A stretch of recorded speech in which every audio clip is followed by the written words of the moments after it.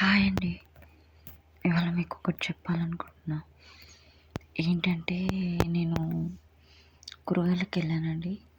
ఒక ముసలామె బయట కూర్చుంది. వాళ్ళ కోడలు చాయ్ తాగుతుంది కానీ కనీసం వాళ్ళ అత్తని పిలవట్లేదండి. చాలా బాధ అనిపించింది. కానీ మనం ఏం చెప్తామండి వాళ్ళకి. ఆ ముసలామె పాపం అలానే కూర్చుంది. కోడలు నుంచి చాయ్ తాగుతుంది, తీసుకుపోయింది, కప్పు లోపల పెట్టింది. అత్త ముందరనే బయట కూర్చొని తాక్కుంటూ కప్పు తీసుకుపోయి లోపల పెట్టింది. పాపం ముసలి తలకాయ కిందికి వేసుకొని కూర్చుంది.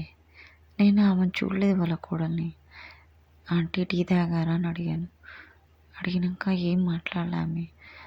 లేదు నా నాన్ని అన్నది. అక్కడ గుర్తుపట్టిన ఆ ముసలామె ఎక్స్ప్రెషన్స్.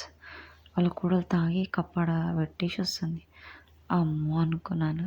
ఇదేంటండి, ఫస్ట్ అత్తయ్యకి ప్రేమగా ఒక కప్పు చాయ్ ఇంట్లో పిలుచుకొని అత్తకి ఒక కప్పు చాయ్ ఇస్తే ప్రేమ పెరుగుతుందండి. ఒక మనిషి మధ్యలో ప్రేమ పెరుగుతుంది. ఇలా లెక్క చేయనట్టుంటే రేపు మనం కూడా అత్తలం అవుతాం కదా, మనకు కూడా అదే గతి వస్తుంది. కానీ చాలా బాధ అనిపించిందండి ఆ ముసలామ్మని చూస్తే.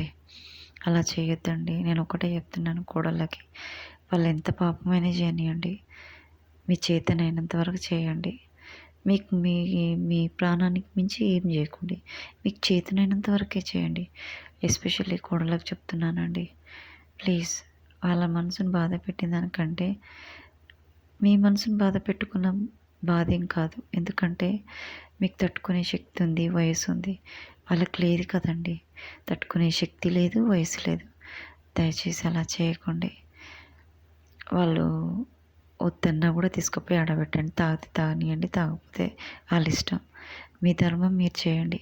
కోడళ్ళకి నేను చెప్పేది ఒకటే, చిన్న ఏవైతే ఆ తిండి కాడ కానీ, చాయ్ కాడ కానీ, వాళ్ళకి స్నాక్స్ కాడ కానీ మీరు ఆఫర్ చేయండి. తినేది తినంది వాళ్ళ ఇష్టం. మీ ధర్మత మీరు చేయండి కోడలుగా. Thank you to everyone.